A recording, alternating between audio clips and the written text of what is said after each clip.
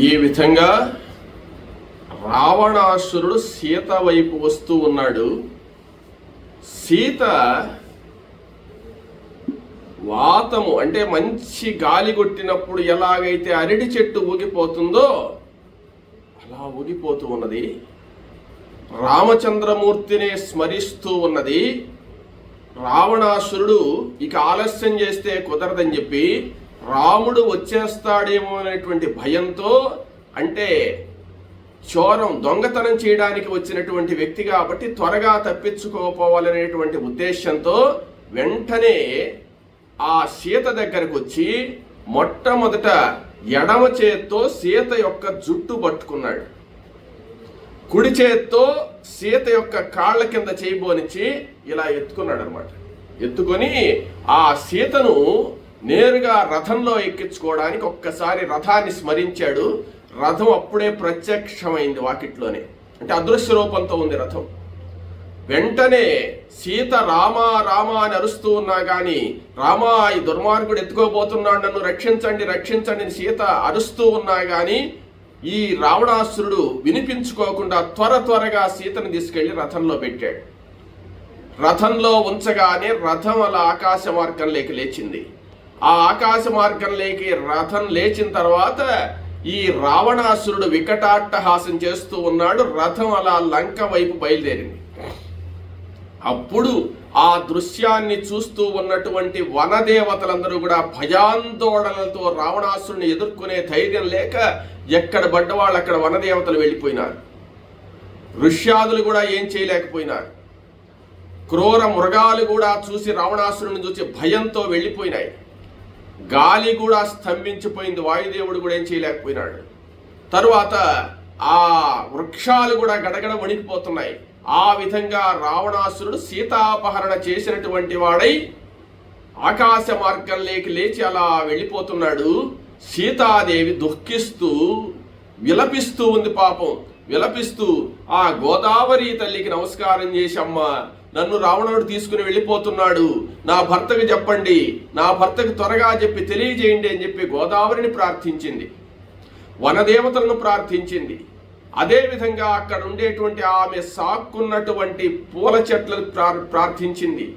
పశుపక్ష్యాదులతో చెప్తుంది. ఆ మృగాలన్నింటినీ చూసి దుఃఖిస్తూ సీత నన్ను రావణుడు తీసుకోపోతున్నాడు, నా రాముడికి చెప్పండి అని చెప్తే ఆ మృగాలన్నీ కూడా సీత ఛాయ చూస్తూ కళ్ళనీళ్లు గారుస్తూ చూస్తున్నాయట. పక్షులు గాని చెట్లు గాని అన్నీ కూడా సీతను చూసి దుఃఖిస్తూ ఉన్నాయి. రావణుణ్ణి ఏం చేయలేక బాధతో ఉన్నాయి. అటువంటి పరిస్థితుల్లో ఆ సీతను తీసుకుని త్వరగా రావణాసురుడు వెళ్ళిపోతూ ఉన్నాడు. వెళ్ళిపోతూ ఉంటే చాలా దూరం వెళ్ళిపోవాలి కాబట్టి వేగంగా వెళుతున్నాడు. ఆ వేగంగా వెళ్ళేటప్పుడు సీత పెద్దగా రోదిస్తూ ఉన్నది. రోదిస్తూ ఉంటే ఆ సీత యొక్క ఆ మాటలు ఎవరికీ వినిపించలేదు. రామచంద్రమూర్తి లక్ష్మణుడు ఎంతో దూరంలో ఉన్నారు, వాళ్ళకి వినిపించలేదు. ఇట్ట దక్షిణంగా వెళ్ళిపోయి ఉన్నారు. ఈ రామలక్ష్మణులు ఇద్దరు ఉత్తరంగా వెళ్ళిపోయి ఉన్నారన్నమాట. కాబట్టి ఇలా వెళుతూ పెద్దగా సీత ఏడుస్తూ, నేను దశరథ మహారాజు కోడల్ని, రామచంద్రమూర్తి భార్యను, నన్ను రావణుడు దుర్మార్గంగా తీసుకెళ్తున్నాడు, నన్ను కాపాడండి కాపాడండి రక్షించండి అంటూ పోతున్నాడు. ఆ పోయే సందర్భంలో ఒకానొక చెట్టు మీద జటాయువు నిద్రిస్తూ ఉన్నాడు. నిద్రించేటువంటి జటాయువుకు ఈ సీత యొక్క అరుపులు వినపడ్డాయి. వెంటనే కళ్ళు తెరిచి చూశాడు. కళ్ళు తెరిచి చూస్తే ఆకాశ మార్గంలో రావణాసురుడు సీతను అపహరించి తీసుకెళ్తున్నాడు. ఎప్పుడైతే దశరథ మహారాజు కోడలను, రామచంద్రమూర్తి భార్యను అని పిలుపు వినబడ్డదో వెంటనే ఓహో పంచవటిలో ఉండేటువంటి సీతను తీసుకెళ్తున్నట్టు రావణాసురుడు అని చెప్పి వెంటనే తన యొక్క రెక్కలు విదిలించినటువంటి వాడై ఆ జటాయువు నేరుగా ఆకాశంలోకి ఎగిరాడు. ఎగిరి నేరుగా ఆ రావణాసురుడి యొక్క రథాన్ని వెంబడించి తరుముకొని రావణుడి యొక్క రథానికి అడ్డంగా నిలబడ్డాడు. నిలబడి, రావణ, సీతను మర్యాదగా వదిలేసి, సీత ఎవరనుకుంటున్నావు? నా స్నేహితుడి యొక్క కుమార్తె. సీత మీద చెయ్యి వేశావంటే ఇంక నీకు మర్యాద కాదు. కాబట్టి రాముడు లక్ష్మణుడు గాని అక్కడే కాని ఉండుంటే నువ్వు ఇంత దూరం వచ్చేవాడివి కాదు. వాళ్ళు లేనట్టున్నారు. ఆశ్రమంలో వాళ్ళు లేని సమయంలో నువ్వు సీతను అపహరించున్నట్టున్నావు. దుర్మార్గుడా, నీవు వయసులో ఉన్నాననుకుంటున్నావేమో, నేను చాలా వృద్ధుణ్ణి అనుకుంటున్నావేమో, కానీ నా చేతిలో నీవు మరణించడం ఖాయం. నాతో యుద్ధం చేసి నన్ను ఎదుర్కొని నన్ను సంహరించి కానీ నువ్వు బయటికి పోలేవు. కాబట్టి సీతను అపహరించడం ధర్మం కాదు. నా బిడ్డతో సమానమైనటువంటి సీతను నేను రక్షించండి, నేను నిన్ను వదిలిపెట్టనని చెప్పి జటాయువు భయంకరంగా ఆ రావణాసుడి రథం మీదకి వచ్చి యుద్ధం చేస్తూ తన యొక్క గిట్టలతో ఆ రావణాసురుడి సారథిని పట్టుకొని నలిపి కింద వేసేసాడు. వెంటనే రథం భూమి మీదకి దిగుతుంది. భూమి మీదకి దిగేటప్పుడు ఆ రావణాసురుడి యొక్క రథానికి ఉండేటువంటి ఆ ఖర అంటే గాడిదల యొక్క రథం కదా, ఆ పిశాచ ముఖములు కలిగినటువంటి ఆ గాడిదలన్నింటినీ కూడా చంపేశాడు. రథాన్ని తన గిట్టలతో కొట్టాడు, ముక్కలు ముక్కలైపోయింది. ఎప్పుడైతే రథం ముక్కలు ముక్కలైపోయిందో వెంటనే రావణాసురుడు సీతాదేవిని తన సంకలోకి ఎత్తుకున్నాడు. సంకలోకి ఎత్తుకున్నటువంటి వాడే భూమి మీదకు దూకేశాడు. భూమి మీదకు దూకేటప్పటికి ఆ జటాయువు కూడా క్రోధ తామ్రాక్షుడై భూమి మీదకు వచ్చి రావణాసురుడు ఎదురుగా నిలబడ్డాడు. అప్పుడు రావణాసురుడు సీతాదేవిని ఒక చెట్టు కింద పెట్టినటువంటి వాడై ఈ జటాయువుతో యుద్ధానికి తలపడ్డాడు. యుద్ధానికి తలపడితే ఆ రావణ జటాయువుల యుద్ధాన్ని దేవతలు చూస్తున్నారు.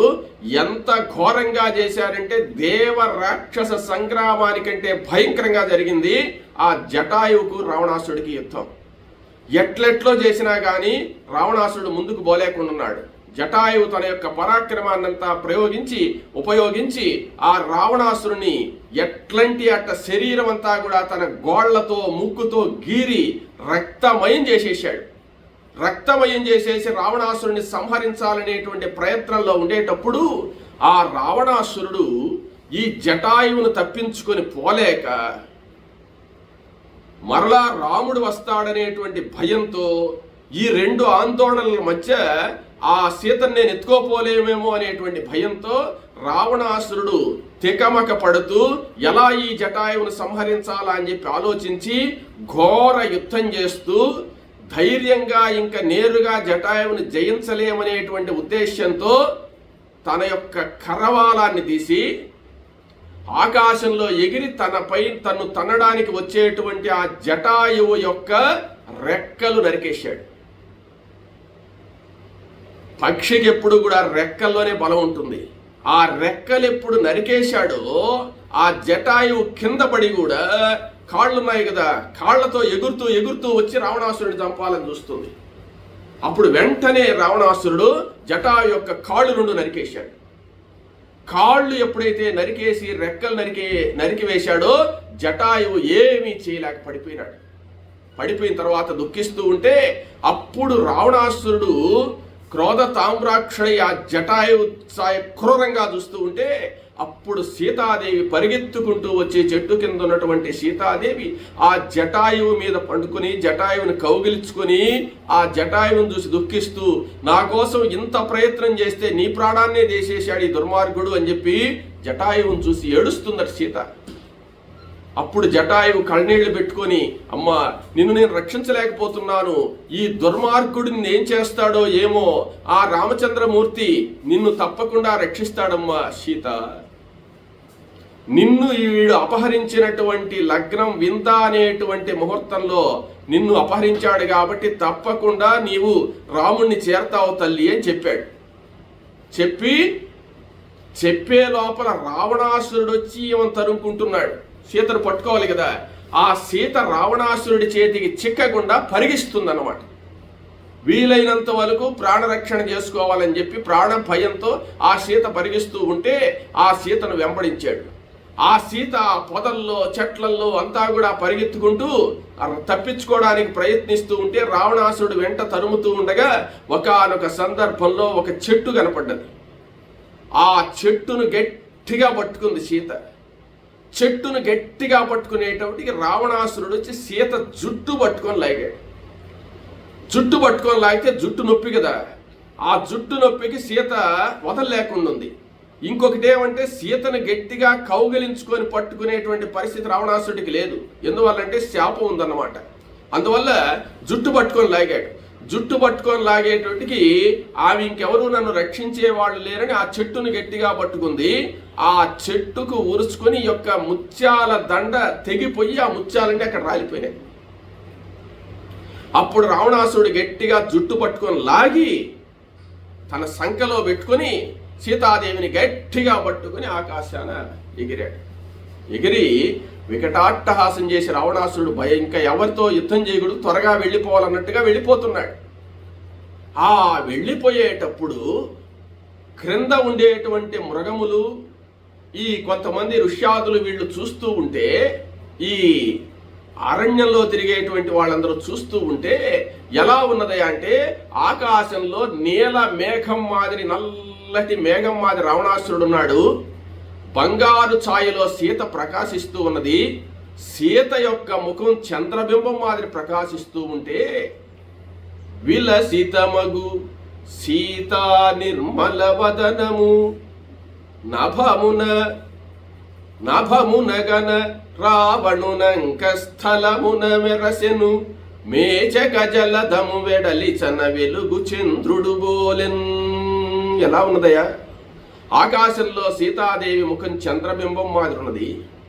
రావణాసురుడి శరీరం నీలమేఘం మాదిరి ఉన్నది. అక్కడక్కడ రావణాసురుడు అట్ట తిరిగినప్పుడు ఇట్ట తిరిగినప్పుడు సీత ముఖం కనపడుతుంది, ఒక్కోసారి కనపడడం లేదు. నీలమేఘం ఛాయ మధ్యలో, నీలమేఘం మధ్యలో ఉండేటువంటి చంద్రబింబం మాదిరి సీత ముఖం కనపడుతూ ఉందట చూసే వాళ్లకు. ఆమె దుఃఖిస్తూ ఉన్నది. సీత ఎటువంటి చీర కట్టుకోనున్నది అంటే పీతాంబరాన్ని ధరించింది. పీతాంబరం అంటే పసుపు వన్నె కలిగినటువంటి బంగారు రంగులో ఉండేటువంటి చీర కట్టుకోంది. ఆకాశ మార్గంలో వెళ్ళిపోతుంది.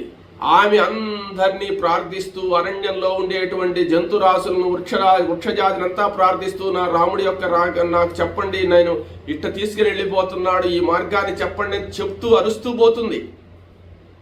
ఎవ్వరు ఆమె జాడ పట్టించుకున్నటువంటి వాళ్ళే. అలా పోగా పోగా ఆకాశంలో ఆమె వెళుతుంటే ఒకానొక పర్వత శిఖరం మీద 5 వానరులు కూర్చొని మాట్లాడుకుంటున్నారు. ఆ వానరులు ఎవరో సీతకు తెలియదు. ఆ వానరులను చూసి దుఃఖిస్తూ ఈ రావణాసురుడు హడావుడిగా వెళ్ళిపోతున్నాడు కానీ సీత ఏం చేస్తుందో గమనించడం లేదు. అప్పుడు సీత తన పమిట కొంగు చించి దాంట్లో తన నగలు కొన్ని తీసి మూటగట్టి ఆ క్రింద పర్వత శిఖరం మీద ఉండేటువంటి వానరుల మధ్యలో పడేటట్టుగా వేసిందనమాట. అంటే ఆ దారిన రాముడిగా వస్తే నా నగలు చూసన్నా గుర్తుపడతాడనేటువంటి ఒక ఆనవాళ్ళ కోసం వేసింది. ఆ నగల మూట ఈ యొక్క వానరుల వద్ద పడ్డది. వానరులు 5 కూడా తలెత్తి చూస్తున్నారు. తల ఎత్తి కన్నార్పకుండా చూస్తున్నారట. రావణాసురుడు ఈమెను ఎత్తుకోబోయేటువంటి విషయాన్ని ప్రత్యక్షంగా వీళ్ళు చూశారు 5. కానీ రావణాసురుడు చాలాసార్లు ఎవరినంటే వాళ్ళు ఎత్తుకోపోతుంటాడు. వాడు ఈ దుర్మార్గాలన్నీ కూడా చేస్తుంటాడు. కాబట్టి ఆమె ఎవరో మనకు తెలియదు, ఆమెను ఎవరినో బలవంతంగా తీసుకోపోతున్నాడు, మనకెందుకులే అని చెప్పి వీళ్ళు గమ్మునున్నారు. కానీ సీత అనేటువంటి విషయం వీళ్ళకి తెలియదు. రాముడిని అసలు పరిచయం లేదు ఈ వానరులకి. ఈ వానరులు ఎవరు అనేటువంటి విషయం తర్వాత తెలుస్తుంది మనకు. రామచంద్రమూర్తికి ఆ వానరులు కనపడ్డప్పుడు అప్పుడు ఈ వానరులు 5 మంది ఎవరో అప్పుడు తెలుసుకుందాం. తర్వాత ఆ ప్రాంతం కూడా దాటి వెళ్ళిపోయినారు. దాటి వెళ్ళిపోయి నేరుగా సముద్రాన్ని దాటేశాడు. అల్లకల్లోలంగా ఉండేటువంటి శతయోజన విస్తీర్ణమైనటువంటి ఆ సముద్రాన్ని కూడా దాటేసినటువంటి వాడై నేరుగా లంకా నగరానికి హడావుడిగా వెళ్ళిపోయి లంకా నగరంలో అంతఃపురంలో సీతను దించేశాడు. దించేసి వెంటనే స్త్రీలను పిలిచాడు. రాక్షస స్త్రీలను పిలిచి ఈ సీతను మీరు జాగ్రత్తగా కాపాడుతుండండి. సీతను నేను తప్ప ఏ పురుషుడు కూడా చూడకూడదు, ఏ పురుషుడితో మాట్లాడకూడదు, ఏ పురుషుడిని ఇక్కడికి రానియకూడదు, మీరు జాగ్రత్తగా చూడండి అంతఃపురంలో అని చెప్పి సీతకు మీరేమన్నా అనునయ వాక్యాలు చెప్పి కరుణ కలిగేటట్టు ఏమన్నా మాట్లాడతారేమో, ఏం మాట్లాడడానికి లేదు, మీరు ఆ సీతను అక్కడ పెట్టుకొని కాపలా కాస్తుండండి అని చెప్పి కోపంగా వెళ్ళిపోయినాడు అక్కడ వదిలేసి. నేరుగా లోపలికి వెళ్ళాడు. లోపలికి వెళ్ళి కొంతమంది రాక్షసులను పిలిచాడు. రాక్షసులను ఒక 8 మంది మహాబల పరాక్రమ సంపన్నులైనటువంటి రాక్షసులను పిలిచాడు. పిలిచి ఆ 8 మంది రాక్షసులతో చెప్తున్నాడు, రాక్షసులారా, మీరు వెంటనే బయలుదేరి జనస్థానానికి వెళ్ళండి. జనస్థానంలో మన ఖరదూషణాదులైనటువంటి వాళ్ళు 14,000 మంది మనకు ఉన్నారు. వాళ్ళందరినీ కూడా రాముడు సంహరించేశాడు. రాముడు నాకు బద్ధ శత్రువు.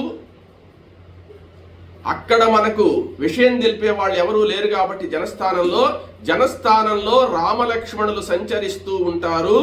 మీరు ఆ జనస్థానంలో తిరుగుతూ రామలక్ష్మణుల ప్రవర్తన, వాళ్ళు ఎక్కడికి పోతున్నారు, ఏం చేస్తున్నారు అనే విషయాన్నంతా నాకు ఎప్పటికప్పుడు తెలియజేస్తుండాలి.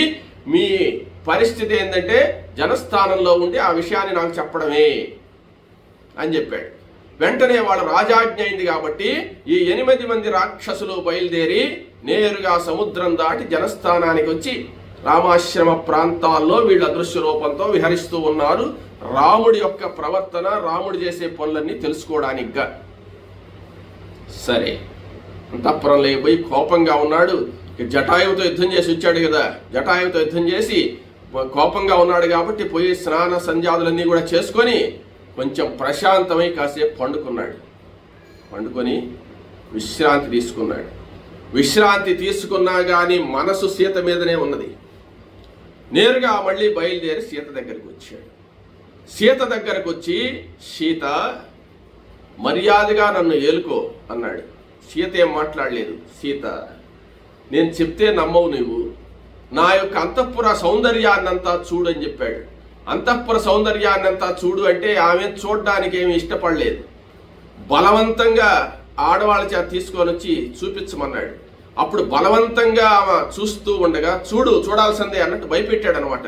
భయపెట్టిన తర్వాత ఆమె వేగంగా, ఆమె మొహమాటంగా ఉన్నా కూడా, రావణాసుడు, ఇదిగో నా అంతఃపురం, ఇదిగో నా పడగ్గది, ఇదిగో నా సభామండపం, ఇదిగో నా విలాస గృహం, ఇదిగో నేను విహరించేటువంటి చోట్లు, ఇది నా బంగారు ఇల్లు, ఇది నా యొక్క పుష్పక విమానం, అన్నీ కూడా సీతను బలవంతంగా తీసుకుపోయి అన్నీ చూపించాడు అనమాట.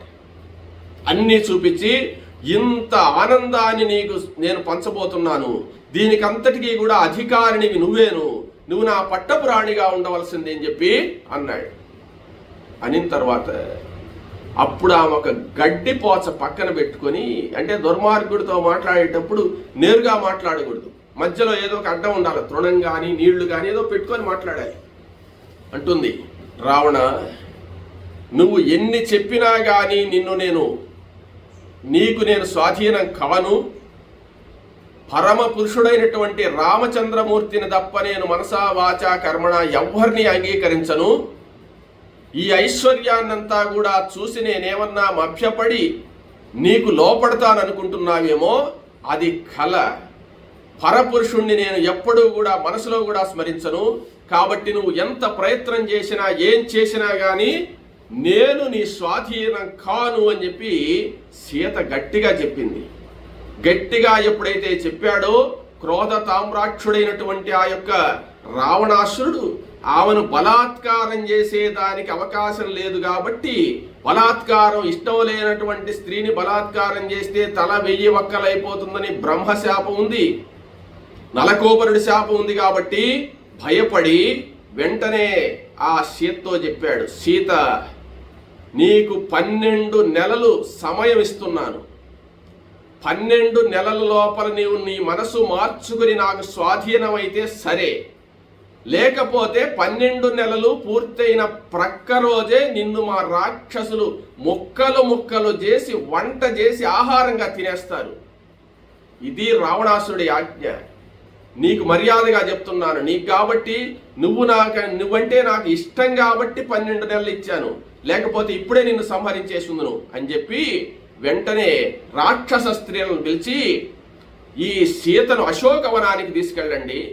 అశోకవనంలో మీరందరూ పరివేష్టించి సీతను కాపాడుతూ ఉండండి. సీత 12 నెలలు కాలం ఇస్తున్నాను. 12 నెలల లోపల మనసు మార్చుకునే విధంగా నన్ను గురించి మీరు సీతకు చెప్తూ ఆ అశోకవనంలో సీతను ఉంచండి అని చెప్పి ఆజ్ఞ చేశాడు. అప్పుడు ఈ రాక్షస స్త్రీలందరూ కూడా సీతాదేవిని బలవంతంగా అశోకవనానికి తీసుకెళ్లారు. అశోకవనంలో సీత ఒకానొక శింసుపా వృక్షం కింద కూర్చొని బాధపడుతూ ఉంటే ఈ రాక్షస కాంతలందరూ కూడా చుట్టూ చేరి, అమ్మ నువ్వు రావణాసురుని వరించు, రావణాసురుని మించినటువంటి వాడు ఈ మూడు లోకాల్లో ఎవరూ లేరు, ఇక రాముణ్ణి మరిచిపో అని కొంతమంది రాక్షస స్త్రీలు సీతాదేవికి బోధిస్తూ ఉంటే వీళ్ళ బాధలు వీళ్ళ మాటలు వినలేక రావణాసురుణ్ణి చూసి ఆయన ఐశ్వర్యాన్ని చూసి మనసులో ఛేదరించుకుంటూ రామచంద్రమూర్తిని మరిచిపోలేక రామనామాన్నే నిరంతరం స్మరిస్తూ ఆ సీతాదేవి ఆ శింసుపా వృక్షం కింద కూర్చొని అశోకవనంలో రామ నామ స్మరణ చేస్తూ రాముడు ఎప్పుడు వస్తాడా, ఎప్పుడు ఈ రావణుని సంహరిస్తాడా, ఎప్పుడు నన్ను తీసుకెళ్తాడా, ఎలా వస్తాడు రాముడు అని చెప్పి ఆ రామ ఆగమనం కోసంగా జపం చేస్తూ ఆ తారకనామాన్ని జపం చేస్తూ సీతాదేవి అశోకవనంలో శోకిస్తూ ఉన్నది. ఇక్కడ రామచంద్రమూర్తి దగ్గరకు లక్ష్మణస్వామి వెళుతూ ఉన్నాడు. రామలక్ష్మణుల సమాగమం ఎలా అవుతుంది, సీత మనసులో ఉండే కోరిక ఎలా తీరుతుందనేటువంటి విషయాన్ని మనం తర్వాత తెలుసుకుందాం.